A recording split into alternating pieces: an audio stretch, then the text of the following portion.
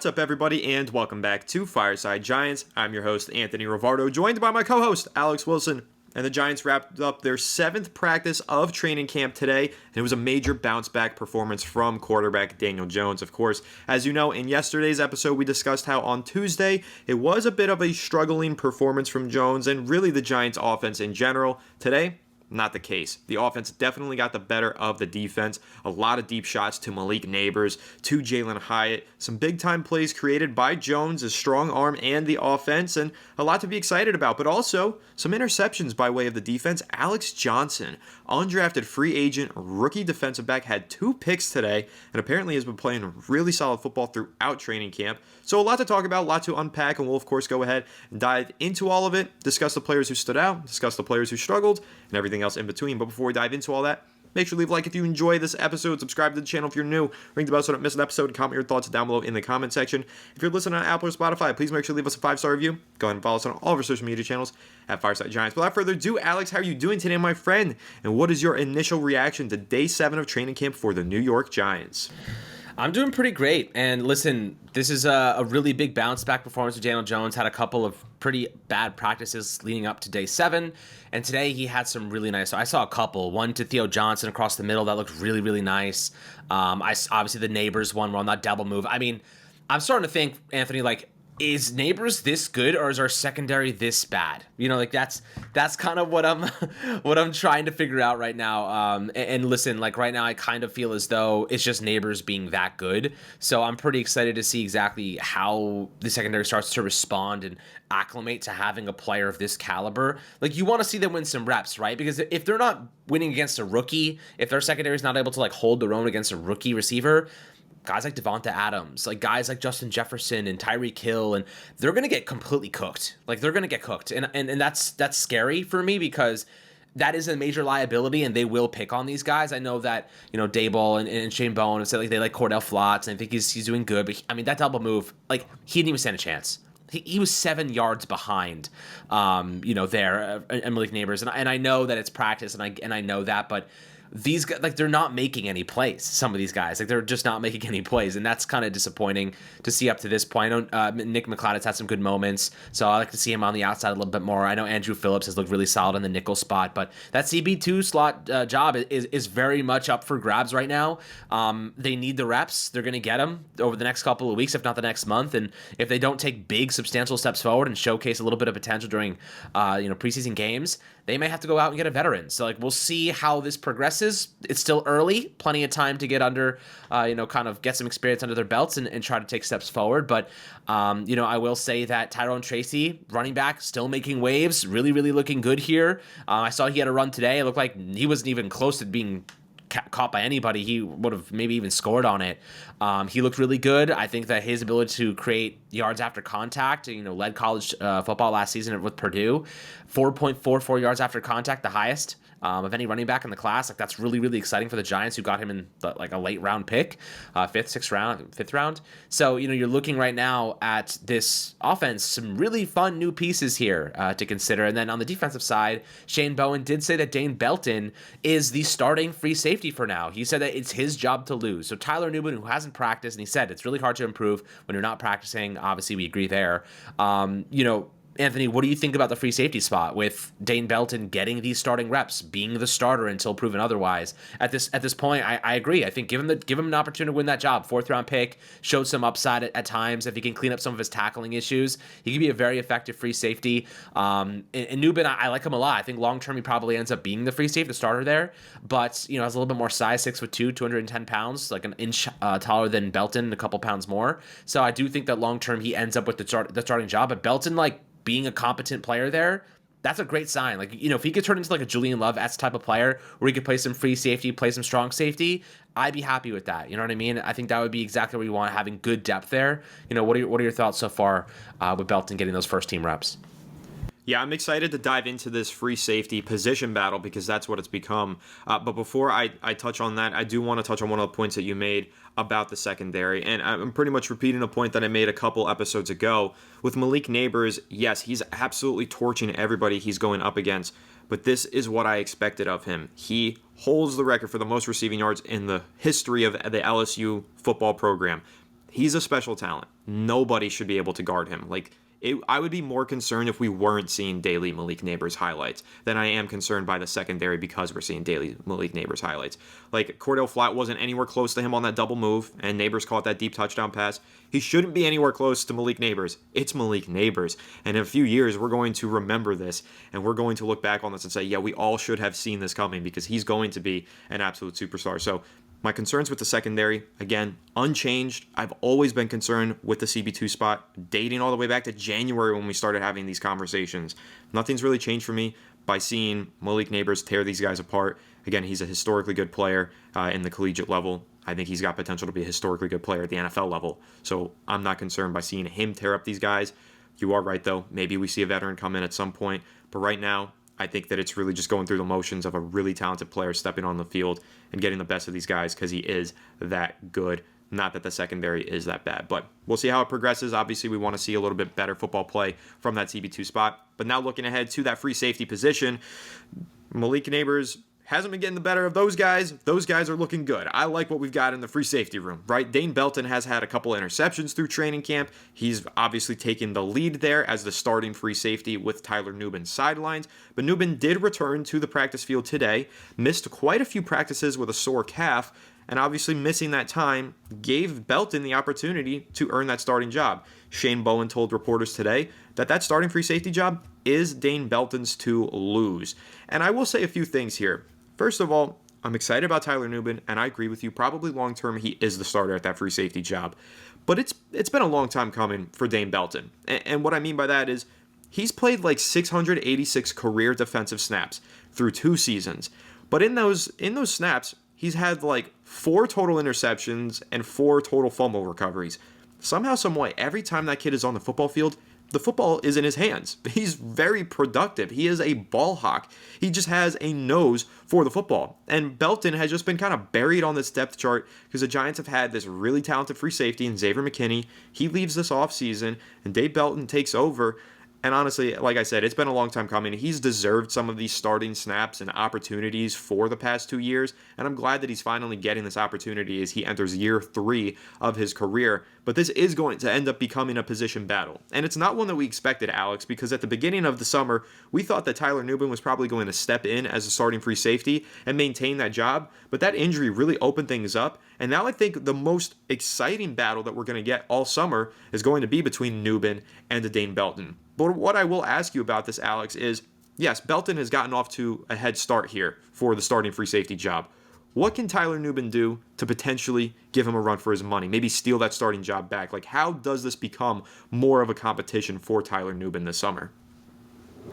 So, the way that Tyler Nubin gets back into the mix here is he just gets healthy. He was doing some stuff off on the side today, moving, catching some footballs and, some basic stuff. But the way to do this is to show it when the live action comes on. When the Detroit Lions, joint practices, come along, this is where the Giants can feature their young players. Of course, the primary guys, I think we'll see some Brian Burns, we'll see some Kayvon, Dexter, but not a lot. I think really it's about the rookies. Really, it's about the young pieces showing what they can do. So with that being said, I do think that Nubin's a guy, if he's healthy, will be able to capitalize. If he shows that he can stand up and perform well against other NFL caliber talent, and go do that in the live setting, he's gonna raise his stock pretty nicely. So I do think that right now Nubin's best shot at getting this starting job back, or really winning it at all, is just to prove it when his number's called, when he's in live action. Practice is great. Practice is important. Having good practice is essential. But doing it in live action really defines what a starter is. So I think preseason, joint practices, and then of course as the season progresses during the regular campaign, it will certainly be an important step forward for Nubin, staying healthy, making an impact when his name is called. And look, if he plays well, let him start. I'm all for whoever's playing the best, play the hot hand. That's my take at this point in time. If you're Jermaine Illuminor, if you're Evan Neal, if you're Greg Van Roten, if you're Josh Azidu, if you're Marcus McKethan, play the hot hand, play the best player.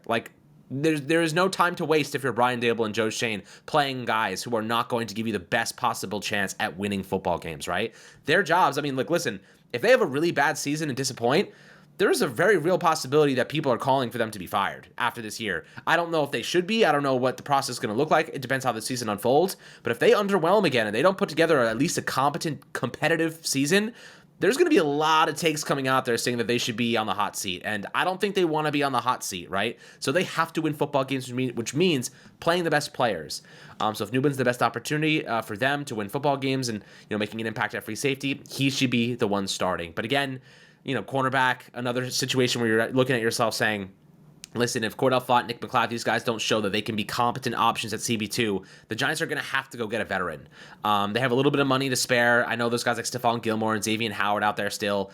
They're going to need somebody if these guys don't take steps forward. So far, it's been pretty ugly at CB2 to start camp. Again, plenty of time. I'm not totally worried just yet, but I am saying to myself in the back of my mind, we need to see more. There has to be good practices here. There has to be good impact plays. Even Daniel Jones had a great practice today. So they got to show progress. They got to show they can at least do it. Not having good practices means you're probably not going to have a good game. Practice does indicate your quality during live action, in my opinion. If you don't have good practices, how on earth are you going to be good in an actual game when the intensity is higher, the fans are cheering, the fans are booing, you know what I mean? Like that intensity, that moment, can be overwhelming for a lot of guys, especially if they've not put together a good summer rather. So, I do think that right now Nubin has a chance to win this job, but he's got to stay healthy first and foremost. Yeah, I'm with you on that one. I think it comes down to the preseason because right now Dane Belton through the training camp practices has earned that starting job. But once we get to those live game reps versus other teams and versus real competition, if Tyler Nubin starts putting up some interceptions, making some tackles for loss, all that stuff that Jason Pinnock did last year when he earned the starting job, then we can see Nubin compete and push for that position with the first team. So I think that's going to be a really fun battle to watch for the rest of camp. But obviously there's a few of them. And I think another one that's interesting, Alex, is RB2. We haven't heard a lot about Eric Gray, and I am starting to get a little bit concerned. We haven't seen many highlights of him. We've seen highlights from Tyrone Tracy Jr. He's ripped off a couple big runs. He's looked fast. And we've seen Dante Turbo Miller, that undrafted free agent that they signed earlier this offseason. He's been making a lot of plays this summer. So I am excited about that. And I think that's another one of the more interesting competitions on this team throughout the summer. And again, I think it's one that gets sorted out through the preseason. If we see Tyrone Tracy breaking a lot of tackles versus Eric Gray not breaking any tackles or ripping big runs, I think that's going to help the team determine what the depth chart looks like in the backfield. But what is your take on that? How are you feeling? Do you also kind of get the sense that maybe Eric Gray is falling behind in some ways? Maybe he's just not getting enough reporting from the beat writers. Maybe it's, he's not doing anything wrong, but rather he's just not making highlight plays, so he's not getting the reporting. But I don't know, I am kind of getting the sense that he's not standing out the same way some of these other guys are, and I do wonder what that depth chart is going to look like at the running back spot. I mean, I've kind of been trying to, give Eric Gray a chance to bounce back from, an underwhelming rookie season, but I always thought he was falling behind here. He just didn't really show that burst, didn't really get the opportunities to show that burst at times, and when he did get him, he was underwhelming. Maybe there's a path for him back to relevancy in this running back room, but I really like Tyrone Tracy. I really like Devin Singletary. Tracy's a good player. Singletary's an experienced player that has a lot of good numbers if you look at them in depth. He mirrored a lot of what Saquon Barkley did last season for what it's worth. I don't think they're the same player. I think Saquon's obviously better, but Singletary is no, spring chicken. He's a very good seasoned veteran who is going to bring you substantial value at a very low cost. So I do think that we're going to get a lot of production out of him, but I wouldn't be surprised here that Tracy ended up getting 50. By the time that week 18 rolls around, my hot take, maybe it's not that hot, maybe it's a lukewarm take. I think that Singletary and Tyrone Tracy be splitting snaps 50-50. That's my take right now. I think that Tracy has that much potential, especially because he's such a good receiver. Obviously transitioned from the position to running back, but he's also been really effective in pass protection as a running back. I've seen a lot of people giving him his flowers there, and that's something that shouldn't be overlooked. A good pass protecting running back, really important in play action, really, really important, especially if he can, run out into the flats, get open on some different concepts. There's a lot of value to be had for Tyrone Tracy, so keep an eye on him. This is a guy I think could make a pretty significant impact over the next couple of years. I'm with you on that one. I think that Tracy is a sleeper in this offense this season. I think he'll make a lot of plays. Again, if he really shows up and shows out during the preseason, who's to say he doesn't earn some of those rotational reps with the starters during the regular season? I think it's totally possible. So really excited with what we're seeing there. Alex, another interesting development today with John Michael Schmitz still held out due to that shoulder injury. First of all, I'm starting to get a little bit concerned. Not that I'm concerned because he's injured. I'm just concerned because of something similar that Shane Bowen said on the defensive side. if you're missing those practice reps, you're missing opportunities to get better. And John Michael Schmitz is one of those players that we do need to see start to show signs of progress and develop after a pretty lackluster rookie year. He's missing important practice reps. He's not on the field. I'm hoping that he's able to return as soon as possible, hopefully in time for those joint practices with the Lions. I want to see him go up against friend of the show, Aleem McNeil, who got paid this offseason. Pretty awesome stuff there. Want to see him go up against that guy and some of the other guys that Detroit has on their great defensive line. Got to see John Michael Schmitz return to the field soon. In the meantime, Greg Van Roten took snaps at center today. So his first full practice with the New York Giants after signing here yesterday. He moves over to center. Expectation would be that he moves over to right guard, Runyon onto the left side, and Schmitz will take over at center when he's ready to return. But right now, I do think it highlights the importance of having some versatility on the interior with Van Roten. He has the ability to play all three of those positions. But again, I also think it highlights the need that we have to see John Michael Schmitz get back on the football field. How are you feeling about Schmitz not being on the field with that shoulder injury? Well, again, hopefully he returns ASAP, but also kind of the first look that we've gotten at Van Roten moving across the offensive line, playing more than one position. I mean, I think it's great. I think right now, if you're the Giants, you want to have as much positional flexibility as humanly possible, because last year we saw what happened when you don't. You're putting guys off the couch like Justin Pugh into starting positions, right? He was playing left tackle, never played there before. It's like you need to have some versatility. Greg Van Roten has the capacity to play both guard positions. Get a couple reps at center just because you need to have a backup option who knows how to snap the football. I know Schlotterman, I believe, was also getting opportunities at center as well. So Stinney's at left guard, and John Runyon's at right and left, and Jermaine Illuminor is at left guard and right tackle, and he can play left tackle as well.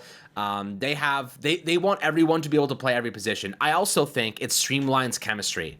I think that ultimately when you have guys playing all these different spots and kind of mixing and matching, it develops this chemistry because you have to communicate so much more, when you're in these different spots, and it helps you kind of learn your teammates around you in different positions. That way, if the Giants run into any issues during the season and they have to change up some positions, they'll at least have a little bit of familiarity in those spots, right? We know Jermaine Illuminor knows how to play right tackle. We know Van Roten knows how to play right guard. We know John Runyon knows how to play left guard. By the way, those two right guard, right tackle guys have already tremendous chemistry with one another, so I'm not really worried about that. And then, of course, you have Andrew Thomas, they're like, dude, just go out an island, do your thing. We're not worried about you. And then John Michael Schmitz is a really intelligent center. He obviously hasn't been practicing lately, but he will get there at some point. I think they're just trying to prepare for the worst case scenario, which is what the Giants should be freaking doing in the trenches, preparing for the absolute perfect storm, because it always happens every year. I'm sure it'll happen again this year, and they'll have to mix and match some guys, and hopefully they will survive it because they'll have familiarity at these different positions. But, right now I think they're doing the right thing. We already know kind of what the starting group's going to look like. I do believe it'll be JMS at center, Thomas at left tackle, Running at left guard, Van Roten at right guard, and Jermaine Illuminor at right tackle. We already know these guys are going to be starting there. They probably know it too. They're just trying to prepare for the worst case, and I think that that's exactly what we should be doing. And Carmen Brasillo taking a little bit of a different approach here and figuring out how to prepare for that. He's doing a good job, and I think I agree with his strategy so far. Yeah, absolutely. Like I keep saying, for this offensive line, you need to hope for the best and prepare for the worst. And I'm glad to see that the Giants are preparing for the worst, mixing and matching, getting all of these guys ready to play any position that they need to, just in case injuries occur during the regular season. One of the things you said there that I want to highlight, Alex, Andrew Thomas, put him on an island, let him do his thing. We have no worries about him. But while he's been on that island, Kayvon Thibodeau has been getting free. He's been making some waves. Kayvon Thibodeau has had a few sacks during practice. He had another one today. He's looked really good this summer. Now, we know that he had that breakout last year, 11.5 sacks in year 2 for Kayvon Thibodeau. But there was an overwhelming sense that he was a little bit of a disappearing act. While he had the 11.5 sacks and he had some really standout performances, there were some games where we needed a lot more from Kayvon Thibodeau. Now in this new defense, with Brian Burns opposite him, I feel like we're seeing a new Kayvon this summer. He's been very productive. Strip sacks, all over the place, tipped passes. How excited are you in that as we go into year 3 of the Kayvon Thibodeau experience? I'm sensing a pretty big breakout could be on the horizon. I mean, listen, he gets to have an elite pass rusher like, Brian Burns alongside him now too, who's going to be getting a lot of the attention. Kayvon now is playing second fiddle. Last year, he was the primary pass rush on the outside. Now he's the secondary guy. Now he's behind Burns, behind Dexter Lawrence in the interior. So, there's going to be a lot of attention allocated to those guys. Dexter Lawrence soaks up two interior blockers, right? Brian Burns, you need tight end help to stop him. He's going to beat you 1v1 if you're not an elite left tackle. And then Kayvon Thibodeau is going to be going up against the weaker of the options there, right? You're going to have Kayvon going up against whether it's right, left. They're going to mix and match. They're going to move guys around, utilize their strengths, and play this appropriately. But the Giants are going to rely heavily on their front four to produce a pass rush this season. It's I think Shane Bowen's already said that multiple times. So I do think that that's kind of where this defense is going. A heavy reliance on these top four pass rushers here.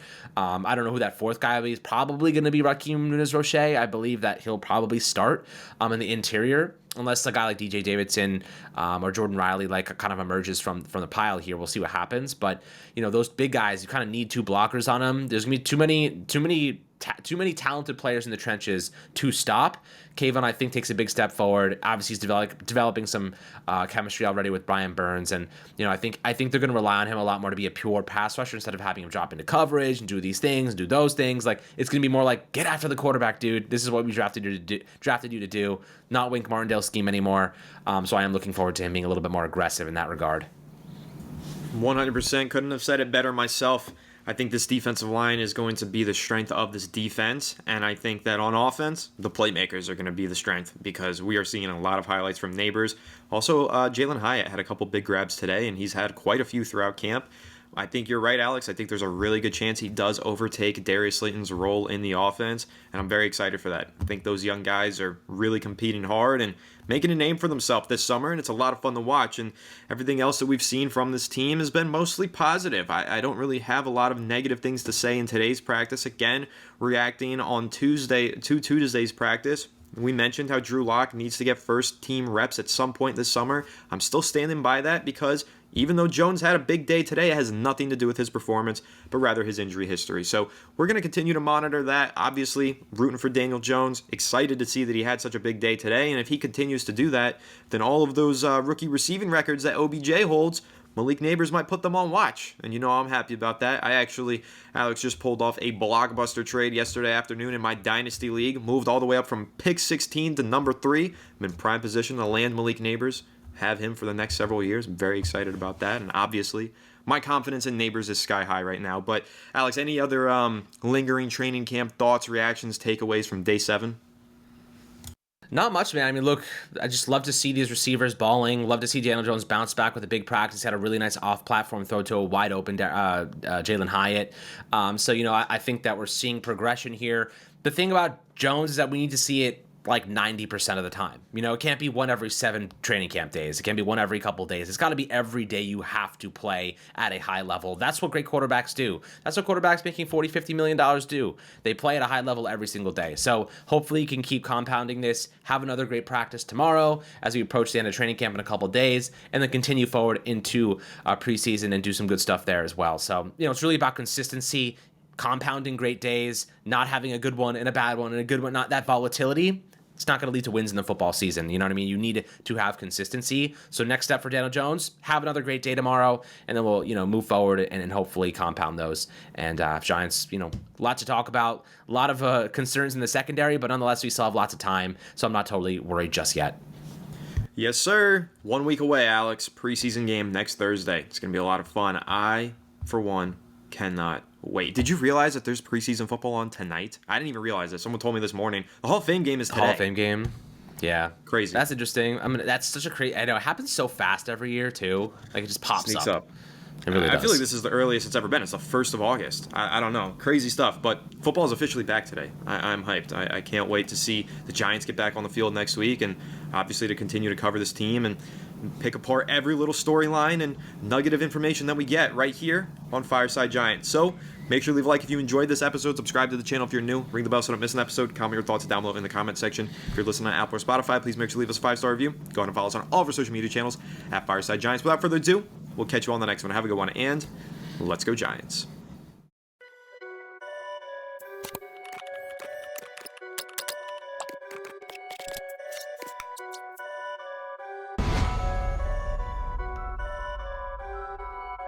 perfect.